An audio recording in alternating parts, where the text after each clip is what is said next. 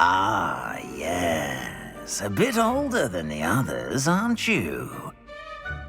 You come here with preferences and preconceptions.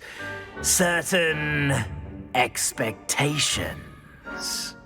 I said this couple of times on my Twitter account, and here I will say it again loud and clear. If, and that's a huge if here, if Horizon Forbidden West was really worthy to be candidate for Game of the Year 2022, I can't see a single reason Hogwarts Legacy also not becoming one. I never considered myself as a Harry Potter fan. I always thought that its universe could have been way better if the whole concept were to be handled in a darker way, rather than an easy to consume, a bit childish sometimes. However, Hogwarts Legacy kinda amazed me. It knows what it's doing, presenting a world full of entertaining contents and a variety of gameplay with each main quest completed. Maybe its one and only big flaw is the lack of Quidditch, which is the only aspect of Harry Potter that I really love. Besides from that, there are several elements that I found lacking in Hogwarts Legacy, but my overall feelings are quite positive, and I think it's a must play if you ever consider yourself as a Harry Potter fan, like watch the movies, read the books, or if you visit the Harry Potter corner of Universal Studios or something. I'm Arcane out here, and today I'll be speaking about a AAA open world game that has, oddly enough, a charming open world, lots of content to do, and faithful to its source material.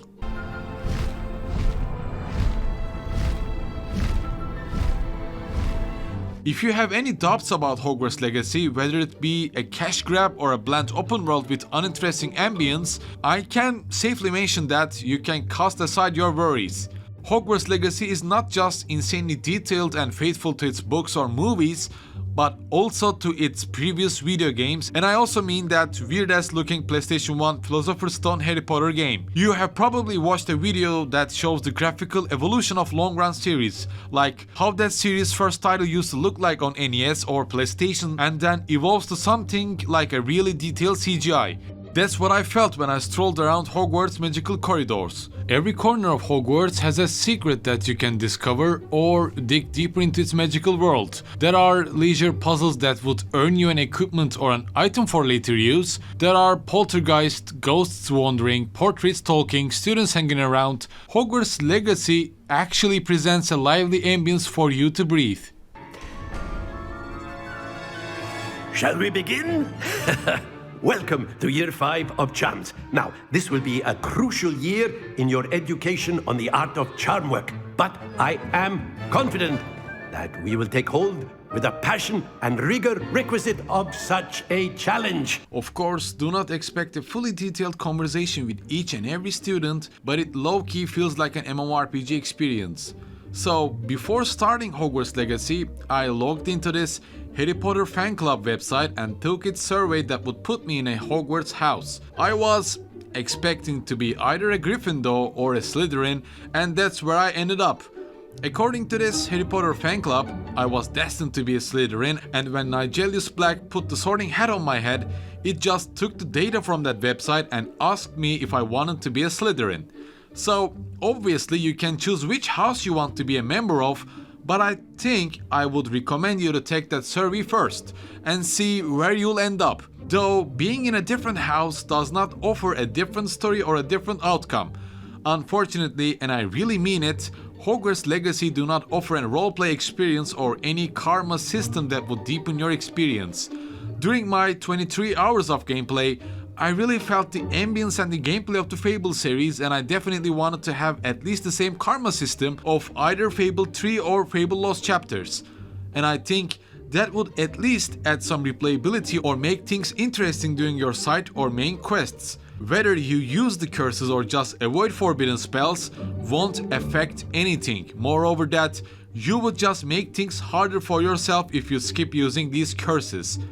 You can just Avada Kedavra the human enemies or bosses without blinking an eye, and no one would question you or your stand within Hogwarts. And that's another minus for me. You can act all grumpy or just like a bitch during your side quest. That would just earn you additional items or money, and that's it. Nothing more, nothing much. Like I said, a karma system like Fable series or RPG elements like Dragon Age Inquisition would have made things really, and I mean really enjoyable. That's an unfortunate lost potential. RPG elements mixed with this charming open world and ambience would have been a perfect formula. Just think about it, if you get caught sneaking around in forbidden section of the library, like you losing good karma and your house losing points. But on the other hand, you might learn a new curse or something that would make you stronger, only to lose your classmates if you're a member of Hufflepuff or Gryffindor, but earn some respect or notoriety if you're a Slytherin or Ravenclaw. I really hope that we will have something like this if the devs ever consider making a sequel. Now, that would be really captivating. To be completely honest, I'm not that pleased with the main story itself. Mostly enjoyed the daily student life within Hogwarts. We start as a 5th year student that is enrolled by the Ministry of Magic, or whatever the Potterheads call that institution, I really don't know. As we are flying towards the Hogwarts, a dragon attacks our flying wagon and we find ourselves stuck with this Professor Fig and his good for nothing stuff as he investigates this ancient magic that led to his wife's death. As we investigate more into this ancient magic, we find ourselves in Gringotts Wizarding Bank. The whole Gringotts Wizarding Bank sequence and ancient magic concept might seem interesting and appealing, though the main focus of the main story is around this ancient magic and goblin rebellions. These goblins have a rebellion leader called Ranrock. He looks evil, acts evil, a pure evil kind of a villain that I couldn't find anything likable about. The struggles and distrust between goblins and wizardkin is escalating with Ranrock's moves, but it seems like no one in Hogwarts nor the Ministry actually cares about it. It's only us fighting against the hordes of goblin assassins, mountain trolls whatsoever. I guess that's why I didn't care about this ancient magic or Ranrock's rebellion, but I actually really enjoyed about Hogwarts daily life, its lessons, atmosphere and hanging around with its students. Like, we have our wise headmaster Professor Weasley as a mother figure, we have Omnis Gaunt, a descendant of Salazar Slytherin, as my classmate, we have flying lessons, beast taming mechanics and our own room of requirement that you can design, customize and bring your cult beast as if you are playing Pokemon or Sim series.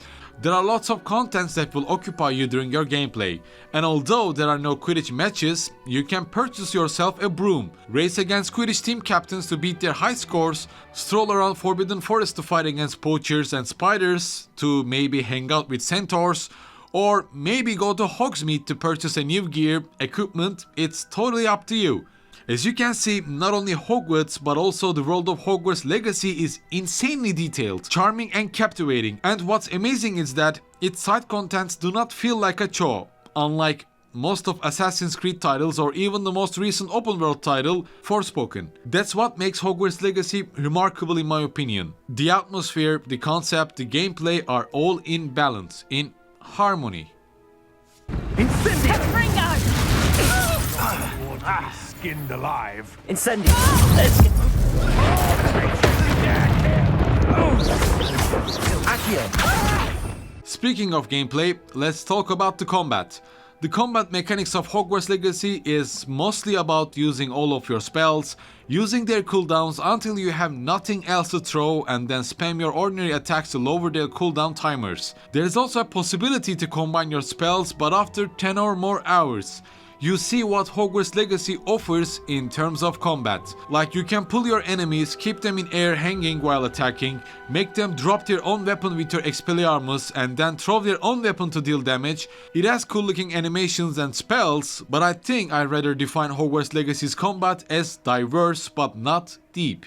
And if you ever want to customize your spells, well, you can unlock some of those with each level up by the talent section. These talents mostly add additional effects to your spell, like when you parry an enemy with Stupefy, that parry can grant a curse on the enemy that reduces their defense, or you can transform your enemies into explosive crates, rather than normal crates to deal additional damage with area effect. These talents add some flavor to your overall combat experience, but the lack of variety is easy to spot.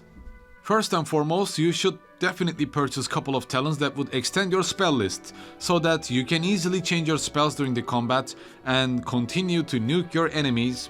Otherwise, you would have trouble during the big fights and your combat experience would be just shallow. In general, there are 4 types of spells, colored in yellow: purple, red and green. Yellow are mostly crowd control, purple is for push, pull like relocating your enemies, red is just attack, nuke spells, and green is for curses. Curses like torture spells and Avada Kedavra that would just one-hit any boss with huge cooldown with no minor setback. In general, the spells look charming, flashy and fun from the outside. And after around 10 hours, combat's charm begins to fade as it starts to feel repetitive with each encounter. It never becomes bland or boring, but it just sticks around like a repetitive level with diverse spells with no depth. Again, it's a potential waste in my opinion. Could have been better, could have been a lot more interesting with more depth into it. Last but not least, one of the strongest points of Hogwarts Legacy is the Room of Requirement, aka my own Bloodborne guilty pleasure room. After around 5 or 6 hours into the game, Professor Weasley calls you and lets you into this fully customizable room that you can put your own potion tables, gardening pots and your magical beasts to feed them and play with them, together crafting and upgrade materials for your gears. It's not like you care about these beasts or anything. You can capture these magical beasts and save them from the magical poachers and then add them to your Room of Requirement. Customize the appearance of your own room, its ambience, however you wish to. It's an additional fun element that will satisfy the Harry Potter fans, I believe, since you will find these customizations while doing discoveries on your world map, entering into dungeons, opening the chests, doing side quests, the usual side content stuff. That would keep you occupied for hours. There are field guides that you can gather around in open world and also in Hogwarts. Basically, if you care about Harry Potter's world, you will be satisfied with house elves, goblins, magical beasts, griffons wandering around. However, as I mentioned before, the main story felt weak for me. Even the ending altogether felt unnecessary, to be honest. During many of the main quests, I wanted professors or even the ministry to join our fight. But most of our journey was like me against the goblins. Most of times I didn't get why we are following Professor Fig for ancient magic. What's the reason? What's our motive? Just to discover? Are we the chosen one? These questions stuck with me until the late game, and nearly to the end, I was not satisfied at all. I would say it's a bit meh. Overall, student life in Hogwarts was more satisfying than the whole rebellion events when the whole design of Hogwarts atmosphere is considered. After a while, I began to feel like a magical bounty hunter rather than a 5th-year student. Needless to say, Hogwarts Legacy always offered something new, whether it be a new spell or a new mechanic or a minigame. It never overwhelms you, and that's the most important part and what most of open world games fail to achieve. And maybe after seeing what Hogwarts Legacy achieved, EA Games would also study these aspects to make a Star Wars game or a Lord of the Rings game like this, rather than drowning the game with loot boxes or something. Hogwarts Legacy is a love letter for all Harry Potter fans out there.